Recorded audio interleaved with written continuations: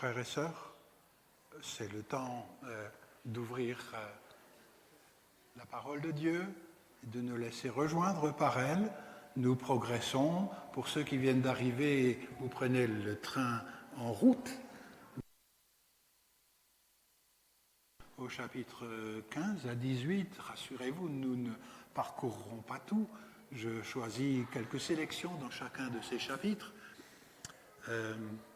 Nous avons dépassé le milieu de l'Apocalypse, c'est une sorte de flèche avec un milieu, où au milieu, pour des églises qui souffrent de la persécution, il y a les deux témoins notamment, et il advient aux deux témoins la même chose qu'il est advenu à Jésus.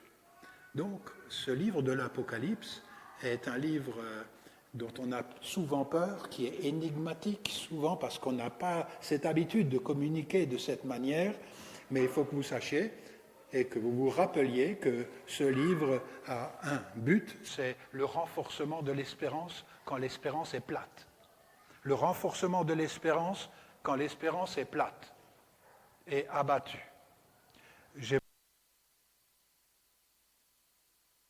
Presque chaque chant, il y avait question du jour et de la nuit. Et les nuits, je célébrerai ta fidélité. Il n'y a pas que des jours où tout est lumineux, où on voit tout, où on est en sécurité. Il y a aussi les nuits dans les vies de chacun de nous. Et la piété n'est pas seulement là quand tout va bien. La piété est surtout là quand tout ne va pas si bien. Elle est utile, la piété. La piété, c'est ce qui nous tourne vers Dieu, c'est ce qui nous aide à chanter, à communier ensemble. Nous avons donc dépassé ce milieu de l'Apocalypse et on en est maintenant à quelque chose que nous n'aimons pas trop. C'est la répétition des calamités. On n'aime pas. À un moment donné, on décroche. Ça suffit, merci Seigneur. Sauf que là, il y a une succession de calamités, mais pas que ça. Et j'aimerais juste vous dire pourquoi il y a une succession. Nous, on aimerait qu'il y ait une calamité, c'est total, c'est fini, le mal est châtié et le bien est récompensé. Point. Mais là, il y a une succession de choses, et on se dit c'est trop long. C'est ça qui est pénible à lire dans l'Apocalypse, en fait. Et il y a un but à ça. C'est que il y en a un qui est patient et ce n'est pas moi. Et c'est rarement nous. Il y en a un qui est patient, qui veut que les cœurs changent plus que nous. Nous, on voudrait bien qu'on tranche, que le mal soit vraiment écarté du monde et que le bien advienne, mais le plus vite possible. Et la réalité est très différente. Nous vivons comme chrétiens minoritaires ici, pour qui ça va très bien. Ça va pas. Vous avez mangé, vous mangez régulièrement, vous vous sentez en sécurité, vous n'êtes pas en prison, comme la petite fille de Martin Luther King à l'âge de 6 ans dit « Papa, pourquoi tu vas si souvent en prison ?» Vous savez pourquoi il était en prison, Martin Luther King ? Vous connaissez un petit peu les biographies de ces gens ? Martin Luther, oui, mais le King, Martin Luther King, c'est un noir nord-américain. Il était en prison pourquoi ? Pour lutter contre une injustice crasse d'abus sur une partie de la population. C'est pour l'Évangile qu'il est en prison ? Je sais qu'un jour viendront où les enfants des esclaves et les enfants des libres, c'est pour l'Évangile. C'est au nom de l'Évangile qu'il le faisait. Et c'est ça tout le dilemme. Comment va notre résistance aux forces du mal ? C'est aussi pour consolider cette capacité de résistance que cette épître adressée à 7 églises qui sont autres que les nôtres, mais par répercussion aussi pour les nôtres, comme toutes les épîtres du Nouveau Testament. Maintenant, il y a des coupes. Des coupes, c'est bizarre, nous, on ne sait plus trop ce que c'est qu'une coupe, sauf la Sainte Seine, éventuellement, si on a des coupes. C'est quelque chose qu'on pouvait remplir avec un sentiment. Ma coupe déborde, c'est de la joie, mais aussi il y a les coupes de la colère de Dieu. Alors, cette coupe que des anges vont déverser, et il va advenir quelque chose. Et enfin, il y a le jugement d'une femme qui n'est pas une femme, mais qui est quand même une femme. C'est l'Apocalypse. Une femme qui est ivre du sang des saints et des prophètes. Alors, il s'agit des chrétiens. Pour les saints, c'est les gens mis à part pour le projet de Jésus. Et les prophètes, ce sont des gens qui remontent un peu les bretelles à des souverains quand ils commettent des injustices. Les prophètes. C'est des gens qui empêchent à tourner en rond dans le mal, les prophètes. Martin Luther King, par exemple, peut être vu comme un prophète chrétien des temps modernes. La résistance au mal. Dis, papa, pourquoi tu vas si souvent en prison? Je ne sais pas, vous étiez souvent en prison, vous? Oui?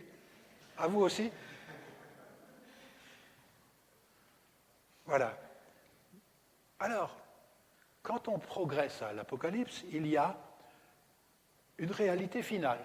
On va y arriver enfin. Chapitre 19, 20, 21, 22. On va y arriver. Mais cette réalité finale, en s'approchant, il y a 3 choses qui sont intéressantes à suivre.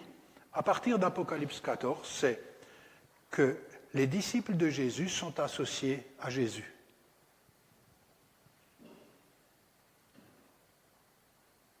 Tel il a été Jésus. Vous êtes familiarisé avec Jésus? Quel type d'homme il était? Quel type d'action il a mené? Tel vous êtes dans le monde. On est trop les voyeurs de Jésus. On n'est pas assez les participants à Jésus et à son royaume. C'est pour ça, quand on dit grâce, la grâce, c'est pas juste faire de nous un tas de sauvés, encore une fois. La grâce, c'est des participants au projet du royaume de Dieu. Alors, quand on participe au projet du royaume de Dieu, on ne collabore pas avec des régimes totalitaires qui se font adorer. C'était le cas pour les 7 églises. Et il y avait bien des voix dans l'église qui disaient « Mais ce n'est pas si grave, tu adores Jésus dans ton cœur, mais tu vas faire le culte de l'empereur romain. C'est pas grave, Jésus intérieur, ça suffit, vous comprenez? Et c'est pour ça que l'Apocalypse est aussi dérangeant. C'est qu'il nous implique. Donc les débuts de la destinée d'une église associée à Jésus, et à partir d'Apocalypse 14, l'agneau qui était immolé est debout et se dresse sur le trône. Alors, ne cherchez pas la réalité, ça n'existe pas. Un agneau immolé, il ne se dresse pas. Mais un trône, c'est fait pour gouverner, pour régner. Et notamment sur nous, nous sommes frères et sœurs de Jésus. Corps du Christ, pas cadavre du Christ, corps. Corps, c'est fonctionnel, corps, non? D'accord? Les kinés, hein? C'est fonctionnel, corps. Deuxièmement, plus on s'approche de la fin, plus on voit que l'empire du mal s'effondre. Sans armée humaine, sans épée dans la main, juste la bouche. La bouche prophétique, c'est une épée dans la bouche. C'est ce qui empêche de pourrir, hein, au nom de Dieu. La troisième, c'est la venue du Christ, pour y mettre un terme. Et moi, quand j'ai lu ces chapitres, je me suis posé une question. Comment je peux faire comprendre à mes contemporains que le jugement de Dieu, c'est souhaitable? Comment faire comprendre à mes contemporains que l'intervention de Dieu pour juger le mal, c'est une bonne chose? Tellement on est plein de surtout pas de catastrophe, surtout pas de changer quelque chose. Se soumettre dans le silence est la tentation la pire de l'Église dans son témoignage. Alors voilà, on voit cette intensification, plus on approche de la fin du but, pas la fin des haricots, hein.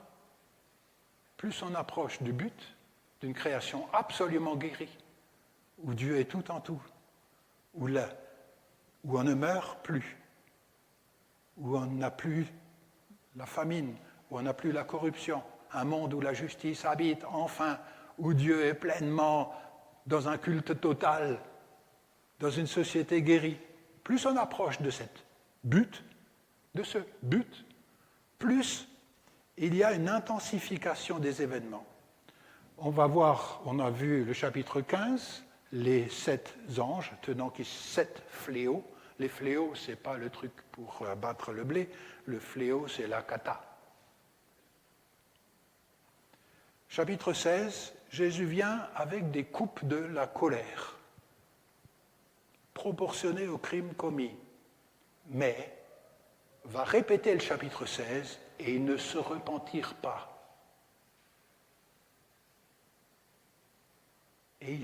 C'est comme si le cœur de Dieu, par 3 fois, dit « Je fais ça, mais ils ne se repentirent pas de ce fait. » C'est comme un enfant que vous matraquez trop pendant sa jeunesse. Ça ne veut pas dire que le matraquage va lui faire rentrer le bien et le mal.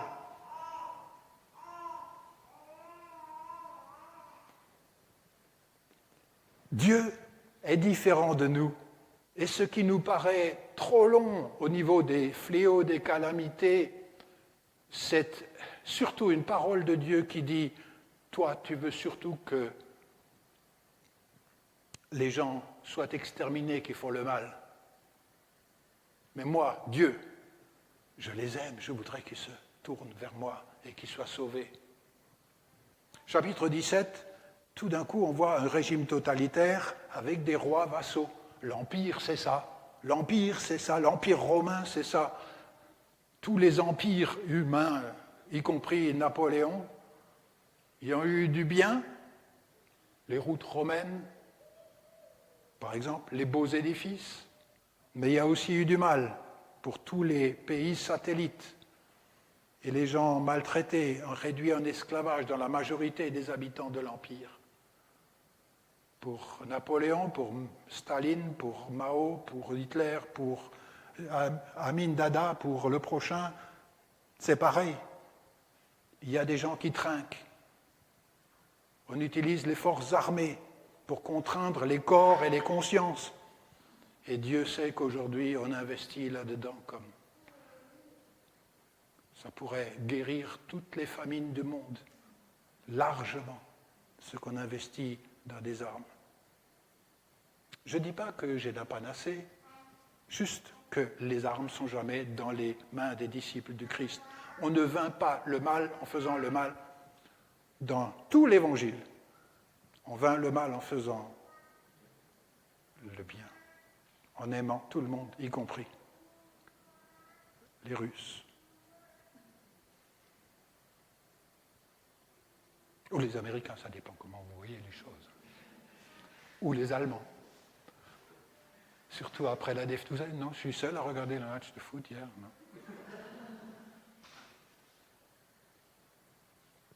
On voit des collaborateurs du système qui se mettent d'accord qu'il faut faire taire les empêcheurs de tourner en rond. Ça s'appelle les prophètes.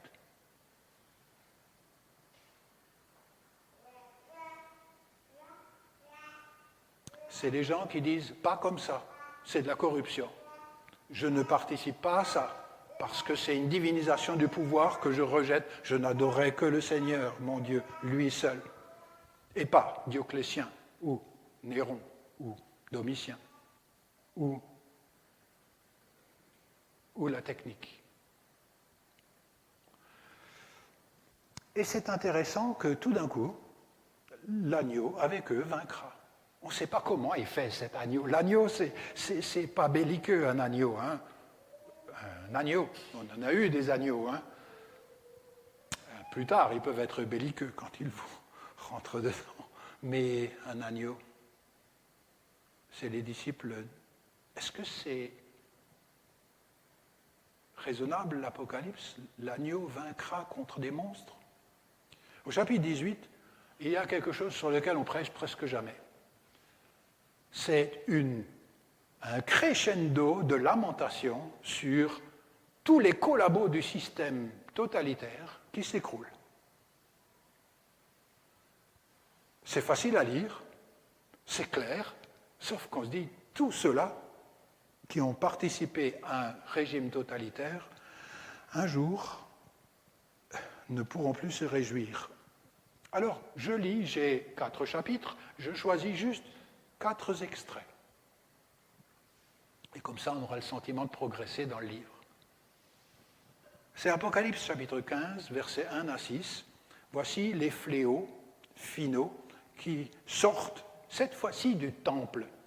Dieu, il ne parle qu'au début de l'Apocalypse, et tout d'un coup, de nouveau, chapitre 15, quand Dieu dit « Maintenant, ça suffit ». La voix dans le temple. Et cette voix est tellement manifeste que les sacrificateurs ne peuvent même plus rentrer dans le temple, comme du temps de la fondation du temple de Salomon, quand la gloire de Dieu se révélait dans ce temple. Alors je lis avec vous. Il y a 2 aspects constructifs. Tout d'abord, la vision, cette vision pour ceux qui souffrent et qui ne collaborent plus et de ce fait perdent leur business. Les familles sont éparpillées. Les business, ils ne peuvent plus le faire puisqu'ils ne font pas le culte de l'empereur. Et ces gens qui ont trinqué, mais qui restent fidèles dans leur témoignage, eh bien, peuvent se réjouir de visions et vont chanter quelque chose.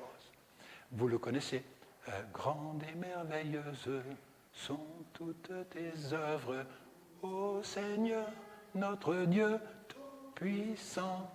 Juste et véritable sont toutes tes œuvres. Oh. C'est un des nombreux chants de l'Apocalypse. Nous allons lire. Et je vis dans le ciel un autre signe grand et merveilleux. 7 anges tenaient 7 fléaux, les derniers, car en eux s'accomplit la colère de Dieu. Et je vis comme une mer de cristal mêlée de feu. C'est comme devant le trône de Dieu. Debout sur la mer de cristal,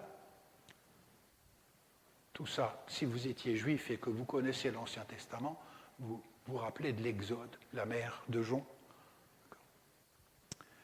Les vainqueurs de la bête.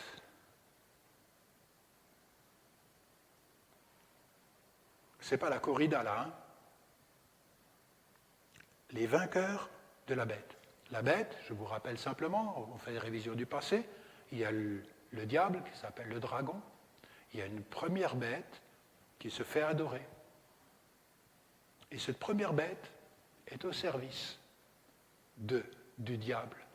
C'est le culte de l'empereur. Et il y a un deuxième monstre qui s'appelle le faux prophète aussi ailleurs, c'est tout ce qui se passe dans les temples pour l'adoration de l'empereur. Les prêtres du culte du temple qui étaient en même temps les contrôleurs du commerce romain. Trinité maléfique.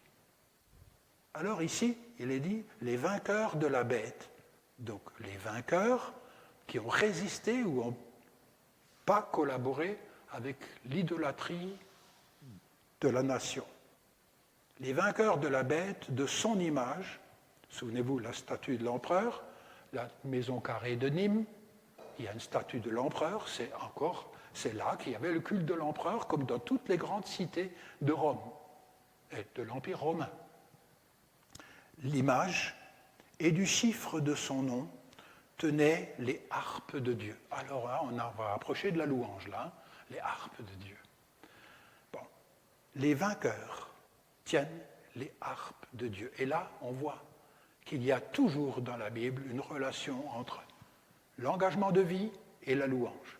Jamais déconnecté, l'engagement de vie et la louange. Nulle part on déconnecte, ni dans l'Ancien ni dans le Nouveau Testament, sauf quand on est hypocrite. Qu'est-ce qu'ils font? Vainqueurs de la bête, ils tiennent les harpes de Dieu. Ils chantaient, écoutez, c'est soit un double cantique, soit un cantique unique. Le cantique de Moïse, c'est quand l'Exode a eu lieu, d'accord? Qu'est-ce qu'il dit? Seigneur, on n'avait pas d'armée de métier. Eux, les Égyptiens avaient l'armée de métier la plus grande du monde, et toi, par ta parole, simplement, tu as permis que ton peuple sorte de l'esclavage, du régime totalitaire, et qu'ils aillent dans un pays où il fait bon habiter. Et il fait un cantique, c'est le cantique de Moïse, c'est le cantique de l'Exode, c'est le cantique de la libération. Quand on n'a plus beaucoup d'espérance, on a besoin d'un esprit de libération. Le cantique de Moïse est regardé juste pour dire que l'Exode va faire rebelote avec Jésus. Rebelote, ça veut dire réitérer le libération. C'est le cantique de Moïse, le serviteur de Dieu, et le cantique de l'agneau. Moïse, Jésus, même combat de libération. Alors, quel est le contenu? Grandes et merveilleuses sont tes œuvres. Sauf que, attention, à première vue, on pourrait dire la nature, le soleil, les montagnes, la mer, tes œuvres de création. Sauf que là, grandes et merveilleuses sont tes œuvres de libération. D'accord? C'est ça ce que dit le chant. Il faut toujours se méfier. Nous sommes des fois les premiers ennemis d'une mauvaise compréhension à cause des associations mentales que nous faisons avec tout. Et l'Apocalypse est truffé de symboles, n'est qu'un monde de symboles. Grandes et merveilleuses sont tes œuvres, Seigneur Tout-Puissant. Justes et véritables sont tes voies, Roi des nations. J'ai mis comme ici une note. Adorer, c'est témoigner. Louer le Seigneur, c'est témoigner. C'est s'engager à la suite du Christ. C'est prendre parti. C'est des fois faire ce qui est le plus désagréable pour nous, c'est de critiquer quelque chose. Nous n'avons pas appris à confronter le mal pour dénoncer ce qui n'est pas juste. Nous avons peu appris ceci. Nous avons peu appris à prendre position, à s'opposer. Nous avons tellement appris à faire partie de ce que le bain des médias nous apprend qu'est juste. Et il y a là, dans l'Apocalypse, toute une spiritualité de la résistance active, saine, bonne, juste. Qui ne craindrait, Seigneur, et ne glorifierait ton nom? Car toi seul es saint. Ça fait du bien régulièrement dans ma vie, dans notre vie, de nous recentrer sur la source de la vie. Parce que quand on fait ça, il y a un tas de choses qui se passent dans nos cœurs et nos spiritualités. Ça fait du bien de nous recentrer régulièrement, parce que si on risque de se tromper de source de la vie, tout d'un coup on dit la source de la vie c'est la sécurité sociale. Tout d'un coup on dit non c'est le régime français, non c'est la République, non c'est ma race, non c'est mon business, non c'est mon compte en banque. Vous saisissez? Tout ça, c'est pas de problème avec ça. Sauf que ce n'est pas la source de la vie. C'est un effet de la vie. Et ce n'est pas un lieu de l'adoration, c'est un lieu de la reconnaissance. Car toi seul es saint, toutes les nations. Il faut être croyant pour croire ça, non? Toutes les nations viendront et se prosterneront devant toi, car tes jugements ou tes actions de justice, c'est ça que dit les jugements, se sont manifestés. Il y a là quelque chose de l'ordre de la spiritualité. Elle peut corriger celle qui est plus mollement installée dans mon cœur ou dans nos cœurs. Alors je lis la suite au chapitre 15, versets 5 à 6 et 8, ce qui se passe dans le temple. Le temple, vous savez, on est sous Domitien, on est avant l'encens, 90 et quelque chose, et le temple a été détruit en 70. Mais il y a un temple, et dans le temple, il y a le gouvernement de Dieu, il y a le trône de Dieu. Il y a de là où il régit. C'est un aspect destructif du mal. Ensuite, je vis le temple qui abritait le tabernacle du témoignage s'ouvrit dans le ciel. Et les 7 anges qui tenaient les 7 fléaux sortirent du temple. Ils étaient vêtus d'un lin pur, resplendissant, la taille serrée de ceintures d'or. Enfin, je ne sais pas comment vous imaginez ça, hein. Il faut un peu d'imagination. L'un des 4 animaux, ce sont 4 animaux qui représentent la totalité de la création devant le trône de Dieu, donna aux 7 anges 7 coupes d'or, remplies de la colère de Dieu qui vit au siècle des siècles. Autrement dit, c'est lui qui est le seul permanent.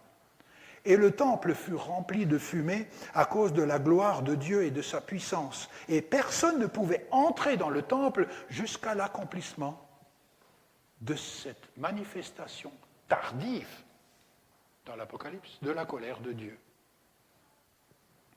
Des 7 fléaux des 7 anges. Et j'aimerais juste vous dire, 1 Roi 8, versets 10 à 11, déjà dans l'inauguration d'un premier temple, il y avait la gloire de Dieu et les sacrificateurs ne pouvaient même pas rentrer faire leur service dedans parce que la gloire de Dieu s'était manifestée. Et c'est une des choses importantes de nos spiritualités, après quoi je cours.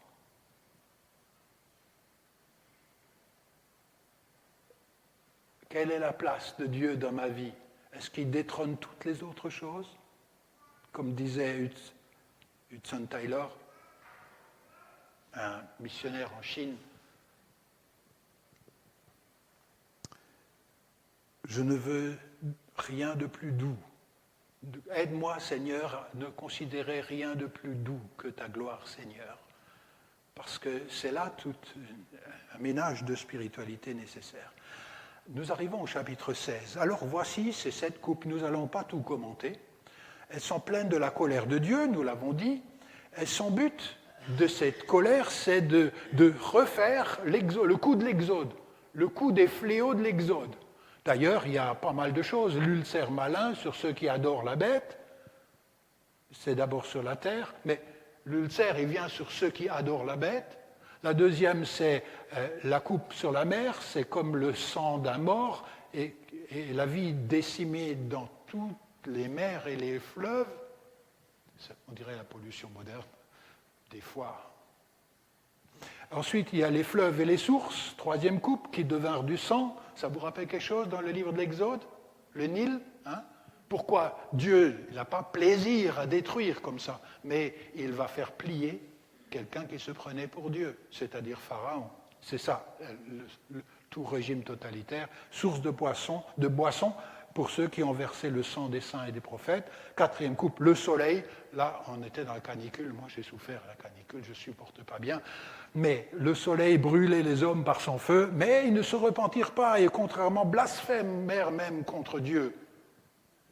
Je ne sais pas qu'est-ce qui se passe une fois qu'on a 3 semaines de canicule.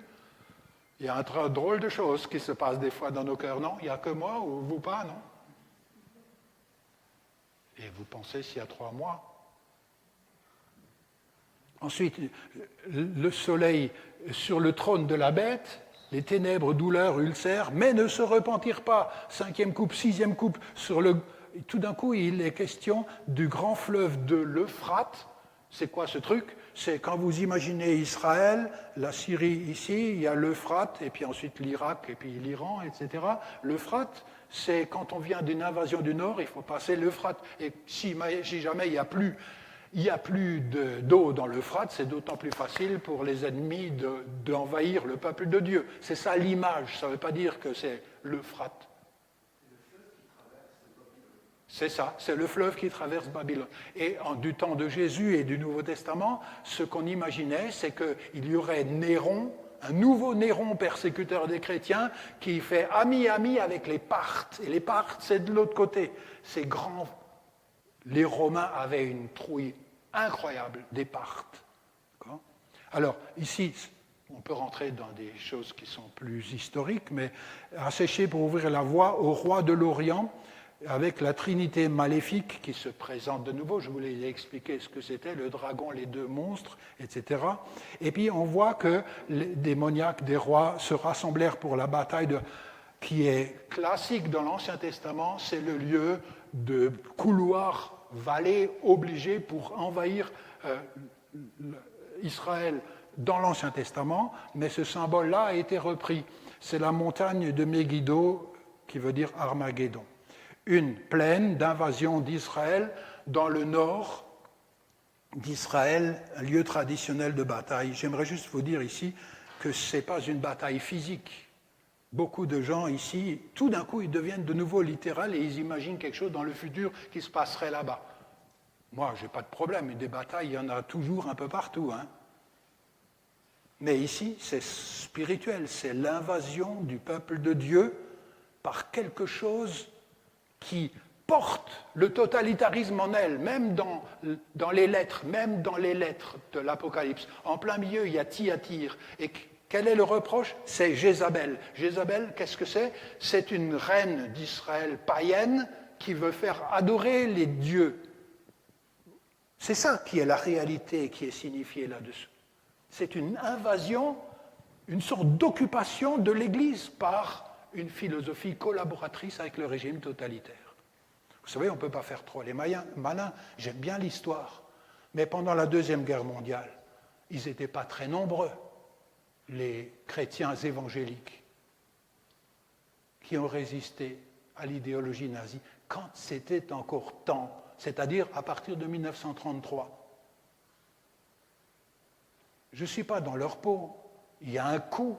On disait, je me souviens, mes grandes-tantes ici disaient « Oh, Schirmeck, Schirmeck ». Il suffisait de dire Schirmeck, le Natzwiller Struthof, et les gens, vous comprenez, c'est une menace. Ils avaient bien vu ces gens qui étaient allés travailler dans les carrières. Ce que je voudrais dire ici, il y a un temps où il est possible de parler, et il y a un temps où il n'est plus possible de le faire.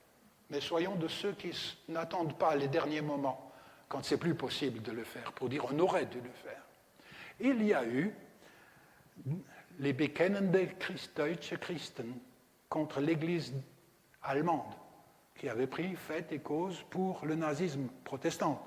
Mais il y avait heureusement cette partie des chrétiens confessants allemands qui ont dénoncé. J'aimerais juste vous dire, vous voyez, là on est loin. On est loin et pourtant on est proche de quelque chose où nous sommes concernés pour notre fidélité d'aujourd'hui. Nous ne sommes pas les juges de ceux qui nous ont précédés. Nous regardons ce livre d'histoire, qui est le livre de l'histoire de l'Église au travers des siècles, et nous disons, Seigneur, aide-nous à savoir discerner et résister là où on voit la corruption et l'abus se faire, et où des gens trinquent injustement pour mon confort. Pour mon confort. C'est-à-dire les Romains étaient contents de ce système qui amenait toutes les richesses vers Rome. Il y a une résistance où il y a un prix à porter. La croix et la résurrection de Jésus constituent une bataille décisive, mais dans nos cœurs, l'attachement à Jésus est aussi une bataille décisive. Et la 7e coupe, dans les airs, une voix sort du trône et dit « c'est suffi » ou « c'en est fait ». Au verset 17, la cité. Alors, la raison expliquée de la colère de Dieu, elle est répétée très souvent. Le 3e ange, celui qui touche les eaux, et j'entendis l'ange des eaux qui disait « Tu es juste, toi, qui es et qui étais ». Normalement, on devrait ajouter « et qui vient » dans la manière de l'Apocalypse. Le Saint, car tu as ainsi exercé ta justice. Vous vous souvenez quand j'ai dit « je cherche une manière pour dire que c'est une bonne nouvelle » quand Dieu juge le mal. Et la suite, puisqu'ils ont répandu le sang des saints et des prophètes, c'est également du sang que tu leur as donné à boire, ils le méritent. Vous voyez, ici, tout d'un coup, longtemps après beaucoup de fléaux, il y a cette sorte de jugement où on juge en fonction, sur les mêmes critères du jugement des autres. Ça veut dire quoi? Le sang des saints et des prophètes, c'est le sang, je l'espère, de l'Église. Le sang, c'est quoi? C'est quelque chose qu'on prend brutalement quand on prend une vie. La prison est une manière de le faire, mais une exécution capitale aussi. Hein. C'est des gens qu'on veut éliminer parce qu'ils dérangent. Il dérange quelque chose de totalitaire. C'est ça, le sang des saints et des prophètes. Ce n'est pas la magie, ce n'est pas un litre de sang de chrétien vaut plus qu'un litre de sang de païen. Vous voyez ce que ça veut dire. Et au fil des chapitres, on passe des avertissements généraux, les sceaux, ça c'est du passé, couvre l'agneau, à des jugements mesurés, les trompettes, c'est un tiers de destruction, et enfin on arrive à des coupes de la colère de Dieu, et en vue de la repentance toujours, mais les coupes de la colère de Dieu ne font plus appel comme les autres, les sceaux et les trompettes, à la possibilité d'une repentance encore. Je continue. Moi, les questions qu'on pourrait avoir autour des tables, c'est en quoi le jugement de Dieu est et sera une bonne chose. Cette question, on l'aborde rarement.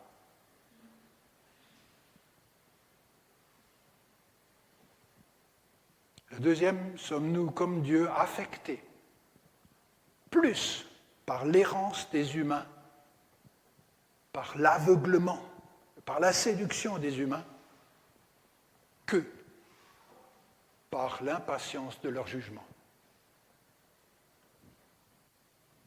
Est-ce que vous arrivez à comprendre ou c'est trop compliqué? Est-ce que vous êtes plus affecté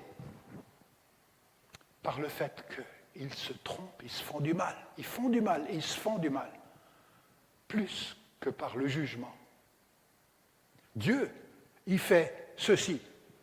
Ça ne veut pas dire qu'il ne juge pas, mais il éduque ma patience pour que, avant tout, number one, premier, c'est la repentance intelligente des gens. Parce qu'ils ont intérêt à se repentir et à sortir de fonctionnement totalitaire. Est-ce que vous voyez la question? Vous n'allez pas vous souvenir à midi. Et enfin, Dieu va transformer ce monde d'injustice et de corruption. En quoi cette conviction est-elle source d'espérance et de persévérance pour les croyants? Si je doute que Dieu va faire ça, je ne persévérerai pas. Je continue avec vous au verset 13, tout d'un coup, une brusque interpellation au sixième sceau, sixième fléau, si vous voulez. Veillez à être une attitude vigilante de chaque moment, car Jésus est en route. Voici, tout d'un coup, le texte, il intervient ça, et on sent très bien qu'il parle pour l'Église. Aussi, voici, je viens comme un voleur. Moi, j'aime pas quand la visite vient comme un voleur. Des fois, ça tombe bien, des fois, ça tombe pas bien. Hein? Je sais pas, vous? Ça veut dire quoi? Qu'on est surpris. Heureux celui, celle qui veille et garde ses vêtements pour ne pas aller nu et laisser voir sa honte. Un jour, on se présentera devant le Seigneur. Il y a un seul juge, ce n'est pas Napoléon et ce n'est pas moi. C'est Jésus. Il va me servir à moi les mêmes critères que moi je sers pour les autres. C'est ça le jugement. Redoutable pour celui qui n'a pas exercé la miséricorde. C'est ça, être nu et laisser voir sa honte. Jésus est en route. Voici, je viens comme un voleur, Jésus est en route. Il prend des fois plus de temps que ce qu'on souhaiterait. Mais en attendant, lui, il veut une chose, c'est... Jésus est en route. Il veut une chose. C'est qu'on veille, nous, veille, ça veut dire être fidèle, trouver être fidèle, conforme au Christ. Mais il voudrait que les gens se convertissent et se tournent vers le Dieu vivant et vrai. Il ne veut pas punir d'abord. Il ne veut pas juger et condamner d'abord. Il le fera. Mais il veut d'abord.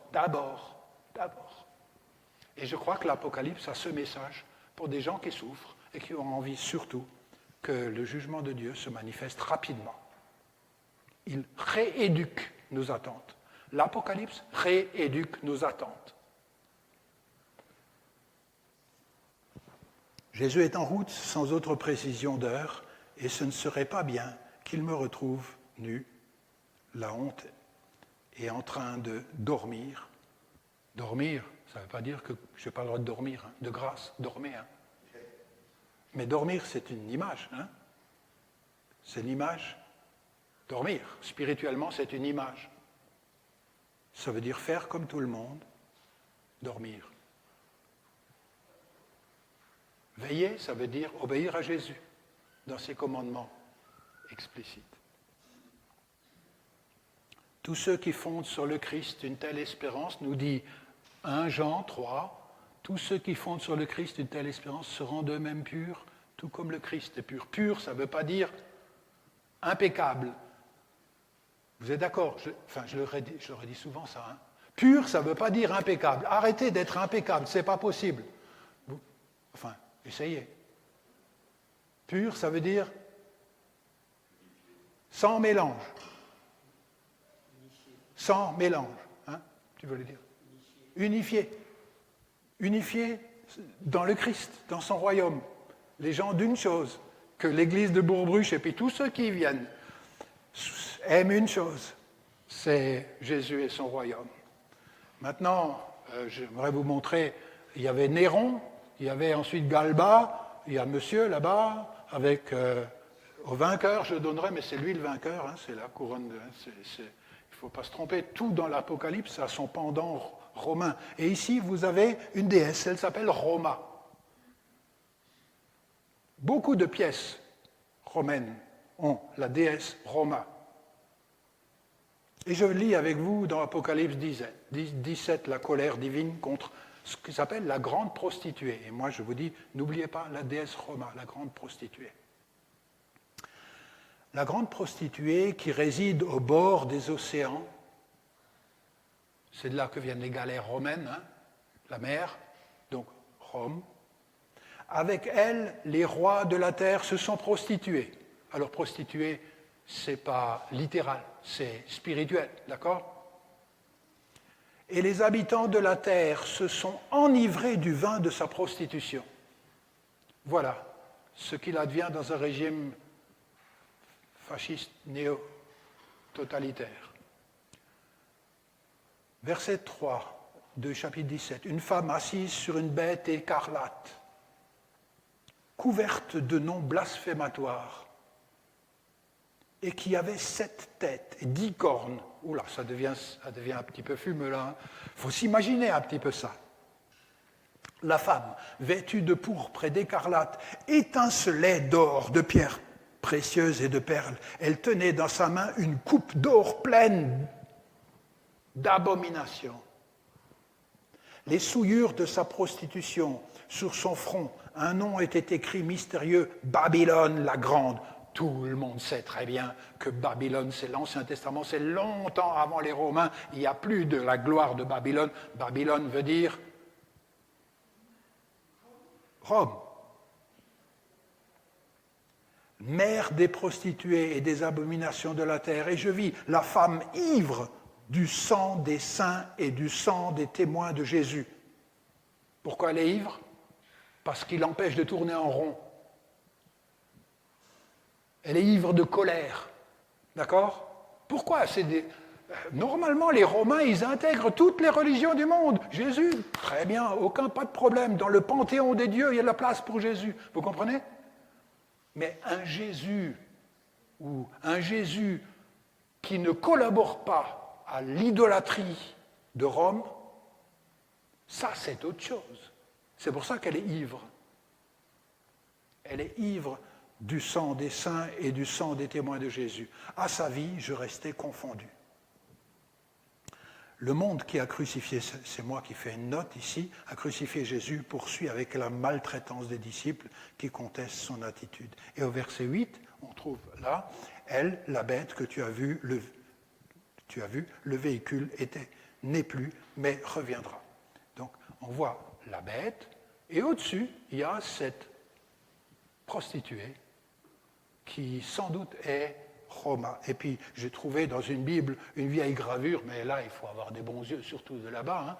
On voit, il y a ici une bête, avec ici une dame qui a la coupe, je ne sais pas, vous voyez au moins sinon vous venez par là.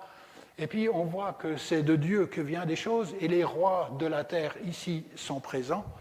C'est une vieille gravure, une invitation aux 7 églises à faire une rupture claire avec la logique de la prostituée de Babylone, c'est-à-dire de l'empire totalitaire. Ses manières et ses séductions, ses strass et ses paillettes, et croyez-moi, les Romains savaient faire de la strass et des paillettes et des jeux.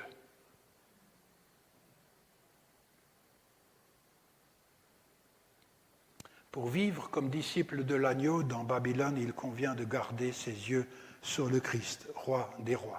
Nous arrivons à une réalité finale au chapitre 17. Les 10 rois qui ont été asservis au début combattront l'agneau et l'agneau les vaincra. 10 rois avec leurs équipements et un agneau, et l'agneau les vaincra. Car il est Seigneur des seigneurs, le roi des rois, avec lui les appelés, les élus et les fidèles vaincront aussi. Est-ce qu'on est avec Jésus dans cette guerre des trônes, pardonnez-moi l'expression, des gens qui sont conscients de mener ce combat spirituel? Mais pas dans le ciel, mais sur la terre. Et je termine avec le dernier chapitre, et c'est très court, je ne fais pas de grands commentaires. Lisez-le chez vous, c'est long, c'est l'effondrement et les lamentations de tous les collaborants une fois que la grande prostituée est tombée. Elle est tombée, Babylone la grande. Je vis ensuite un autre ange descendu du ciel. Chapitre 18, versets 1 à 3, nous lisons. Il avait un grand pouvoir et la terre fut illuminée de sa gloire. Il s'écria d'une voix forte, elle est tombée, Babylone la grande. Et là, il faut que vous sachiez que dans l'Ancien Testament, on parle beaucoup de cette Babylone qui tombe, dans Ésaïe et Jérémie. Elle est devenue la demeure de Daimoni. Un démon, c'est ce qu'il arrive lorsqu'on est idolâtre. Idole et daimon, c'est le même mot en Ancien Testament. Elle est devenue la demeure de mentalité asservissante, c'est ça les démons, repère de tous les esprits impurs, repère de tous les oiseaux impurs et odieux, car elle a abreuvé toutes les nations du vin de sa fureur de prostitution. Les rois de la terre se sont prostitués avec elle, et les marchands de la terre se sont enrichis de la puissance de son luxe. Et c'est tous ces rois et ces marchands qui perdent leur business. Un krach boursier. Je ne sais pas, nous n'en avons pas vécu celui des années 20, mais on en a vécu un petit, hein, non? On a oublié un. Ah, il y a beaucoup de gens fortunés qui ont perdu beaucoup à ce moment-là, hein? J'en arrive vers les conclusions. L'effondrement de leur système mauvais, la fin du monde des profiteurs, qui fait tellement de mal à beaucoup de gens, qui oblige d'adorer leur système. Il y a tout d'un coup, dans l'Apocalypse, un choc soudain. Et j'entendis une autre voix qui du ciel disait, chapitre 18, versets 4 à 5, « Sortez de cette cité, ô mon peuple !» De peur de participer à ses péchés et de partager les fléaux qui lui sont destinés. D'accord ? Car ses péchés se sont accumulés jusqu'au ciel et Dieu s'est souvenu de ses injustices. Souvenez-vous, Dieu, il entend. Et j'entendis les gémissements de mon peuple et j'ai décidé d'intervenir, c'est l'Exode. Et j'ai entendu l'accumulation. À un moment donné, il y a un trop-plein dans les sociétés. Et alors il arrive quelque chose.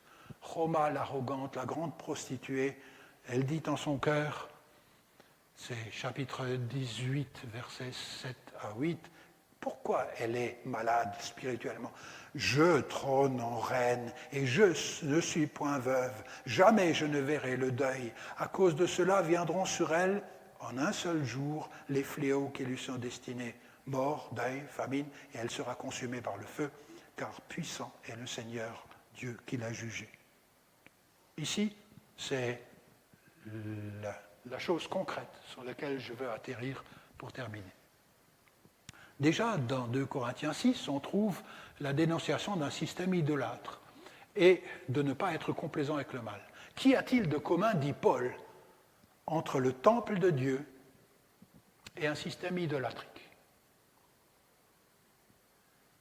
Il n'y a pas d'idole à adorer. Et ici, nous trouvons quelque chose de semblable dans l'Apocalypse et chez Paul, quand il dit « Car nous sommes, nous, le temple du Dieu vivant, comme Dieu l'a dit, au milieu d'eux, j'habiterai, je marcherai, je serai leur Dieu, ils seront mon peuple. Sortez donc d'entre ces gens-là.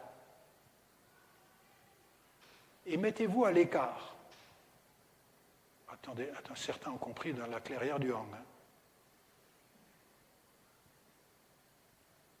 Et je me pose une question là exprès. Je n'ai pas de problème avec le fait qu'on habite dans la clairière du Hang. Mais Jésus nous a appris, nous a dit, je ne te demande pas, Seigneur, de les ôter du monde, mais de les garder du mauvais. Sortir du milieu d'eux, c'est d'abord mental, c'est pas d'abord physique. Ça peut aussi être physique à certains moments, mais c'est d'abord ce qui se passe dans la spiritualité. Sortez, dit Paul, d'entre ces gens-là et mettez-vous à l'écart, dit le Seigneur, ne touchez à rien d'impur et moi je vous accueillerai. Et ça pose une question de ce qu'on appelle la marginalisation. Il y a des gens, pour ne pas se souiller, se retirent de tout. Se retirent de la mairie, se retirent des écoles, se retirent de la société. Ils vont aller défricher quelque part au Nicaragua ou je ne sais pas où pour avoir enfin un entre-soi. Vous voyez ce que je veux dire? Mais le problème, c'est que le monde, il est dans la tête. Vous amenez à Nicaragua, dans vos nouvelles friches, vous amenez le monde avec vous. C'est d'abord quelque chose de spirituel. Ce n'est pas une auto-marginalisation. Vous avez été mis de côté parce que vous ne collaborez pas à un système.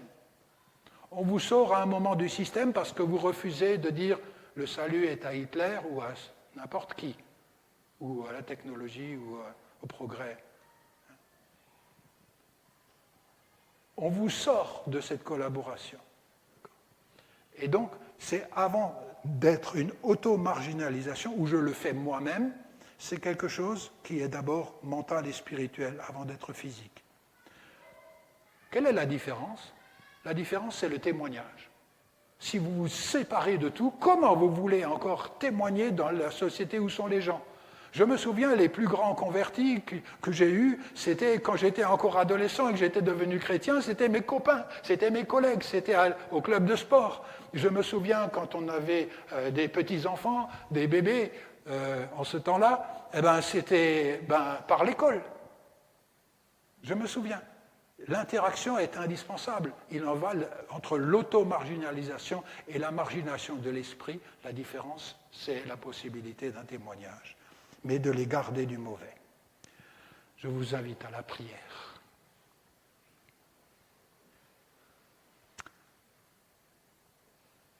Nous te remercions, Seigneur, pour cette partie de ta parole, pour cet épître de reconsolidation de l'espérance. Seigneur, nous sommes fragiles, mais par ton esprit, cette reconstruction de l'espérance est possible. Alors oui, Seigneur, ce n'est pas impeccable que nous nous présentons devant toi, mais c'est disponible de tout cœur. Apprends-nous dans nos différentes situations à être des témoins joyeux du monde nouveau qui vient. Et rends-nous attentifs aux lieux de résistance nécessaires. Et encore une fois, nous te prions pour nos frères et nos sœurs en Occident, comme en Orient, en Asie, comme partout ailleurs. Que tu bénisses leur témoignage. Viens, Seigneur Jésus. Amen.